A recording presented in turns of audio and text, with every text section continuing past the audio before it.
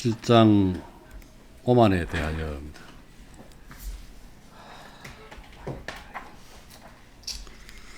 그 첫 줄에 보면 다른 종류의 영광도 있으니 우리가 우리 자신의 가치에 대해 품는 지나치게 높은 평가가 그것이다.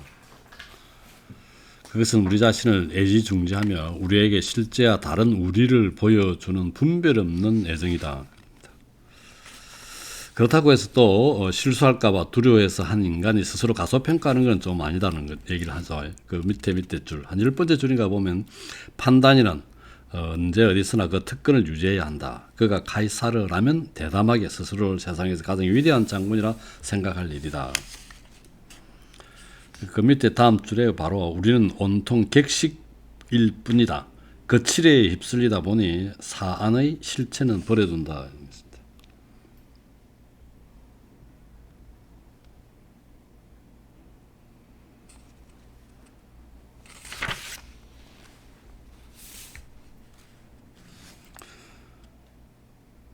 그 다음에 다음 페이지에 보면은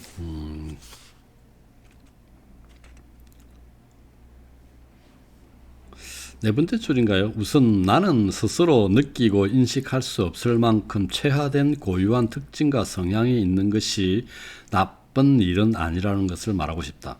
몸은 우리가 의식하지 못하고 동의하지 않은 그런 천성적인 성향의 주름을 간직하고 있다. 그래서 외모에 대한 자신감 때문에 알렉산드로스는 얼마간 일부러 고개를 한쪽으로 기울였고 알키비아데스는 부드럽고 느끼한 목소리를 만들었다. 율리우스 카이사르는 손가락으로 무리를 긁곤 했는데 이는 힘겨운 생각으로 가득 찬 사람의 태도이다. 키케로는 코를 찡그리는 법, 빈정거리는 천성을 타고난 사람임을 의미한다. 그 다음에 인사나 절과 같은 인위적인 동작이 있지만 나는 그것들에 대해 말하는 게 아니다. 그런 동작들을 통해 사람들은 겸손하고 예의 바르다는 평판을 얻지만 대개는 사실과 다르다. 사람은 자만심에서 겸손할 수도 있다.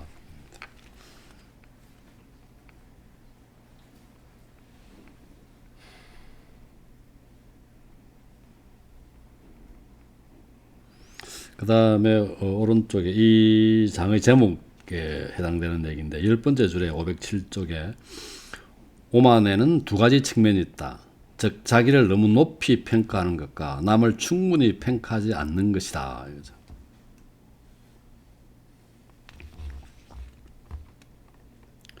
그 다음 밑에서 8번째 줄인가요? 자기의 처자식에 대한 특권의식 때문에 남편이 무슨 특권의식이 있나 봐요. 남편들이 아내를 못되게 경멸하고 뭐 이런 얘기가 나옵니다.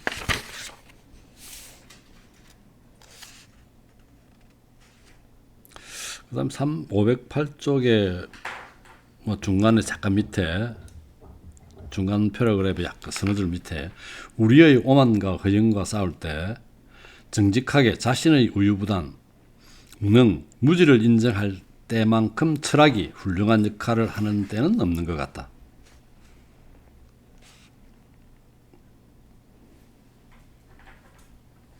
그 다음 509쪽에 5번째 줄에 보면 이전에도 한번 나왔죠. 호기심이 제약이라고 그랬는데 사물들을 알고자 하는 호기심은 인간에게 내린 천벌이라고 성서는 말한다.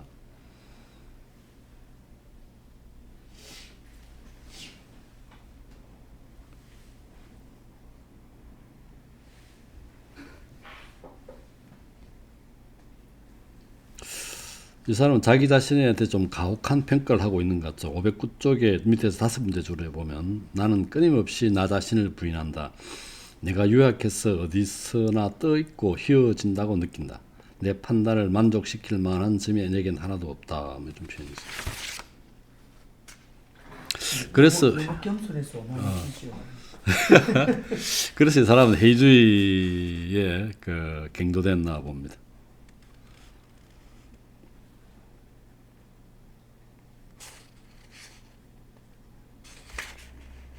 그 다음에 뭐 글 쓴 얘기, 시 얘기 나오면서 디오니시우스 1세 얘기도 나오고 그 다음에 또 그런 다른 사람들은 뭐 자기 작품에 대해 자랑할 만한 사람 자랑한다고 얘기했는데 디오니시우스 1세도 그랬는데 512쪽의 두 번째 줄에 내 작품으로 말하자면 내 마음에 들기에도 한참 모자랐어. 다시 들여다볼수록 화가 치민다. 이런 표현이 있습니다.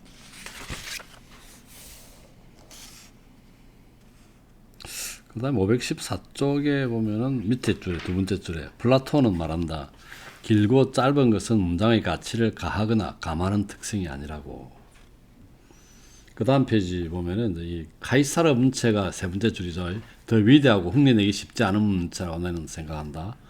또 내 성향은 세네카의 합법을 모방하는 쪽으로 기울지만 플루타르코스의 합법을 더 높이 평가한다. 행동과 마찬가지로 말하는 것 역시 나는 아주 단순하고 하기에 내가 타고난 성향을 따른다. 아마도 그 때문에 쓰는 것보다 말하는 게 더 편한가 보다. 동작과 행동은 말에 활기를 준다. 이런 표현이 있고.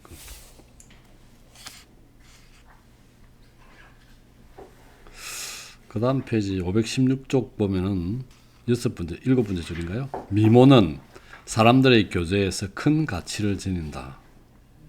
그러므로 몇 줄 뒤에 그러므로 육체의 구조와 구성은 올바른 대접을 받아야 한다. 우리의 주요한 두 부분을 나누어 하나를 다른 하나로부터 떼어놓는 자들은 틀렸다. 반대로 그 둘을 다시 결속시키고 합쳐야 한다.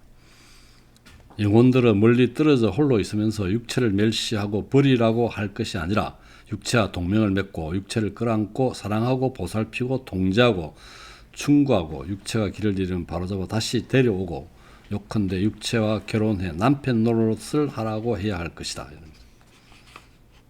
그 다음에 마지막 줄에 그리스도인들은 이 결합에 대한 특별한 가르침을 받았다.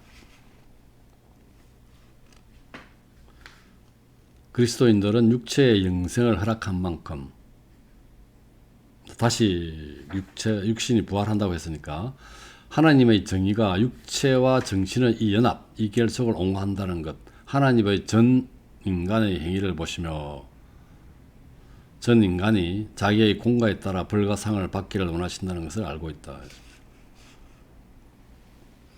철학학파 중에서도 가장 개화된 아리스토텔레스 학파는 지혜가 할 일은 오직 이 결합된 두 부분, 즉 공이 유익한 것을 제공하는 것뿐이라면서 그 다음에 루크레티우스가 한 말 중간에 보면 땅의 분할과 분배는 미모와 힘과 꾀의 정도에 따라 이루어진다. 미모는 권력이요 힘은 존경받음으로.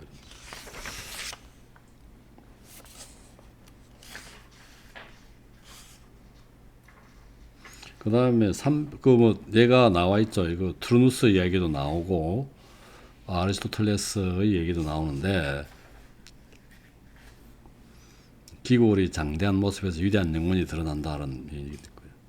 그 다음에 519쪽이죠. 세 번째 줄에 플라톤도 그의 공화국 수호자들이 절제와 용기와 더불어 수려한 모습을 갖추기를 원한다. 그 다음에 새로운 패러그래프 아래쪽 부분 중간 밑에 다른 종류의 아름다움은 여자들을 위한 것이다. 체격의 아름다움은 남자들의 유일한 아름다움이다. 키가 작으면 넓고 둥근 이마도 별 볼일 없다는 거죠. 키를 굉장히 중요시한 것 같습니다. 그 다음에 또 나이에 대한 얘기가 나오는데 520쪽의 밑에 세 번째 줄에 호라티우스 그 말 중에 흐르는 세월은 하나씩 우리의 보물들을 앗아간다.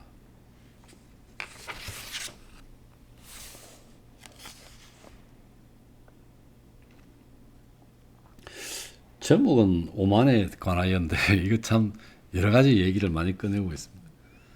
그 다음에 522쪽에 한 8번째 줄쯤에 나는 지극히 한가하고 지극히 자유롭다. 본성으로도 그러하고 일부러 그렇게 만들어서도 그렇다. 또한 내 근심을 내주는 것은 내 피를 내주는 것과 진배 없이 여길 것이다. 근심하기 싫다는 얘기죠. 이거.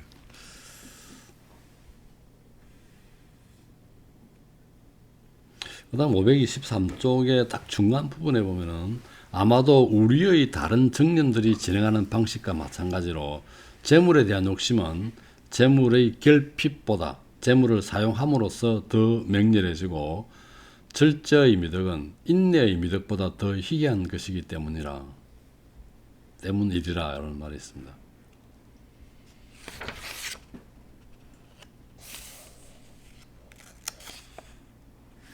그다음 이 자꾸 이제 이렇게 더 한 번 더 이제 이 주목을 해가지고 보는 부분은 좀 그 부분이 조금 생각할 거리를 준다는 측면에서도 보고 있는데 524쪽도 보면은 그 한 중간 부분 약간 위죠. 나는 내가 가진 것이 얼마나 되는지 모르는 게 좋다. 손해 보는 것은 덜 정확하게 느끼기 위해서다. 그다음 밑에서 5번째 줄에 보면은 위험을 접하면 나는 어떻게 모면할까 하는 것보다 모면해봤자 대수일 것 없다는 생각을 더 많이 한다. 그런 일을 당한들 뭐 어떻단 말인가. 이런 마음가짐은 좀 편안하게 살아가는 사람 같아요. 그래서 애매한 게 좀 문제죠. 그 보면은 그 525쪽의 중간 밑에 부분 애매한 병증이 우리를 가장 괴롭힌다. 그래서 노름은 촛불 값을 드릴 만한 가치도 없다. 밑에서 4번째 줄이죠. 구두쇠는 자기 욕심 때문에 가난한 사람보다 더 심한 고통을 겪고 질투쟁이는 쏟고 있는 남편보다 더 괴로운 법이다. 소송을 하느니 차라리 포도밭을 뺏기는 편이 속 편할 때가 많다.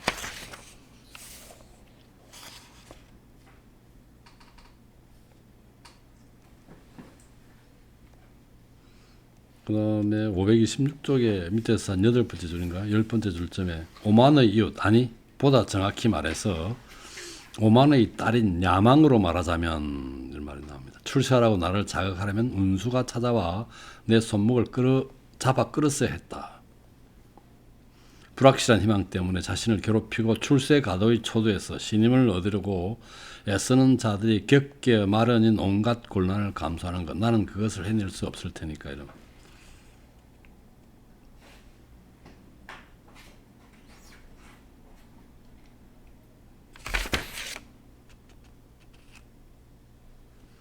그 다음에 그런 재밌는 표현이 528쪽에 5번째 줄에 감당하지도 못할 짐을 머리에 이었다가 곧장 무릎을 꿇고 내려놓는 것은 수치스러운 일이다.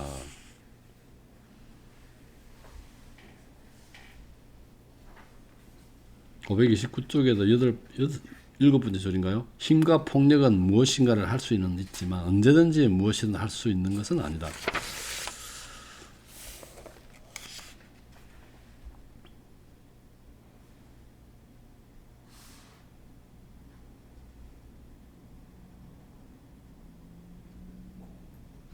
(530쪽) 8번째 줄인가 보면 나는 일이 되게 하려고 내 신념을 굽히느니 차라리 일의 목이 부러지게 내버려 둘 것 같다.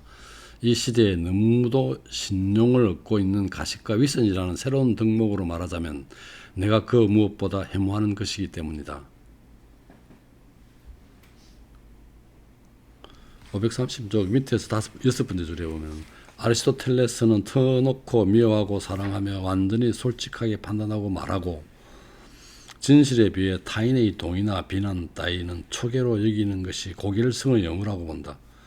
아폴로니우스는 거짓말은 노예가 할 짓이요 진실을 말하는 것은 자유인이 할 일이라 했다. 진실은 덕의 가장 근본적인 요소요 기반이다. 진실은 진실 그 자체를 위해 사랑해야 한다.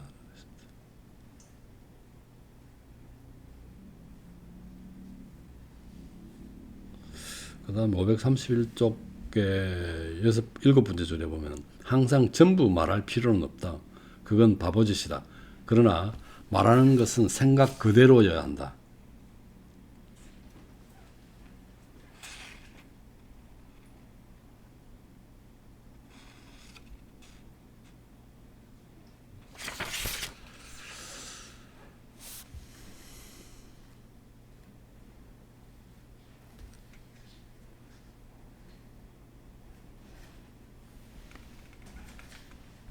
그 다음 532쪽의 세 번째 줄인가요? 우리 시대의 군주의 의무를 다루면서 오직 정책의 유리함만을 고려하며 그것을 군주의 신의와 양심보다 우선시하던 사람들은 딱 한 번 약속을 저버리고 어김으로써 정사를 항구적으로 유리하게 그칠 수 있었던 것은 운 좋은 군주에 대해서라면 그럴싸한 말을 할 수 있으리라. 하지만 일은 그렇게 되지 않는다.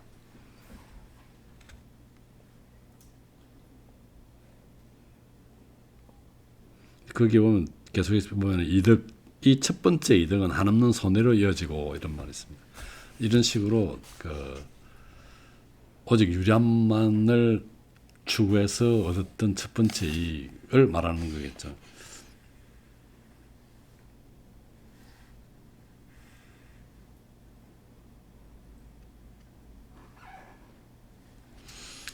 그런데 533쪽에 다섯 번째 줄에 보면은 이렇게 남을 개의치 않고 온전히 자기를 드러내는 데는 일말의 오만이나 고집이 섞일 수 있음을 인정한다.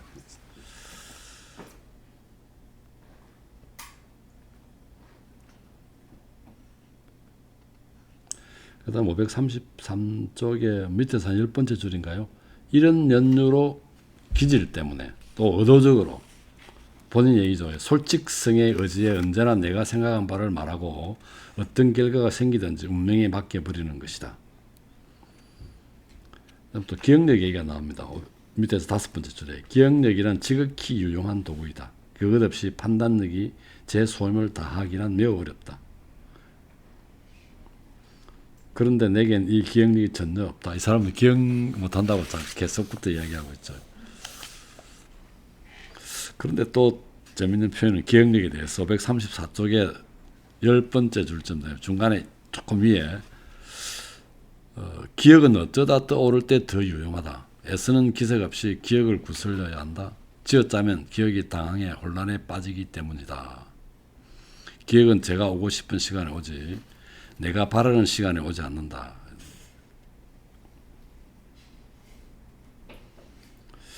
그 다음에 또 왔다 갔다 합니다. 얘기가 535쪽에 10번째 줄점에 사형선고를 받은 어느 뛰어난 궁수에게 그의 솜씨를 두루시 입증해 보이면 살려주겠다고 하자 그는 거절했다. 잘 쏘겠다는 생각이 너무 긴장한 나머지 손이 빗나가서 목숨을 건지기는커녕 할쏘기를 얻은 명성마저 잃을까 두려웠던 것이다.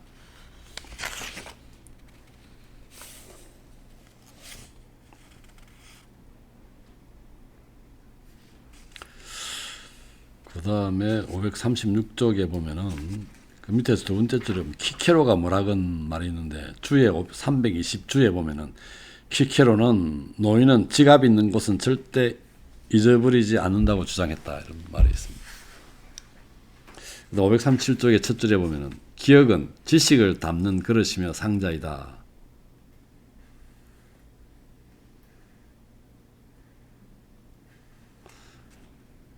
그래서 저 사람 얘기로는 기억력이 모자라니까 기억력이 너무 부실하다 보니 아는 게 너무 없어도 크게 한탄할 것 없다. 이렇게 했습니다.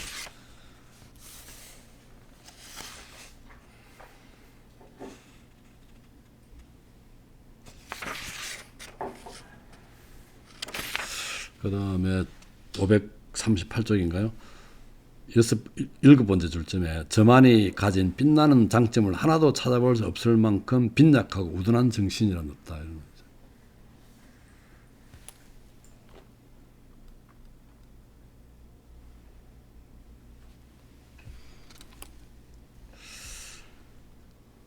그 다음에 이 표현이 왜 나온지 모르겠는데 539쪽에 한 중간에 약간 위에 보면은 예전에 아테네에서는 나무단을 솜씨있게 다듬어 먹는 사람은 수학에 재능이 있다고 추측했다.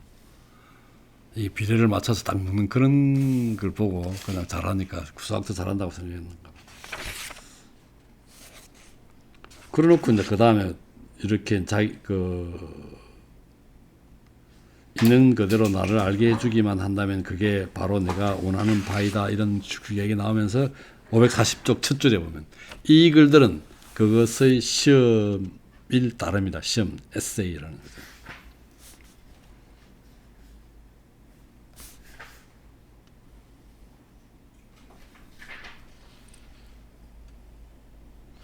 그러면 여기서 한번 하고 조금 쉴까요? 그 541쪽에 보면은 여섯 번째 줄점에 나는 어떤 의견을 고수하는 것은 잘해도 선택은 잘 못한다. 한번 결정해 놓은 거는 뭐 고수해도 또 다른 걸 결정을 하니까 그 자신 없거든. 그러니까 선택은 잘 못한다는 건데 이게 결국 피로는 이거 회의주의에 이 사람이 갱도되어 있다는 표현 같아요. 그래서 보면 그 한 다음 춤출에 보면 그런 말 있죠. 그래서 상황이 나를 압박할 때까지 내게 의문과 선택의 자유를 남겨둔다는 표현이 있습니다.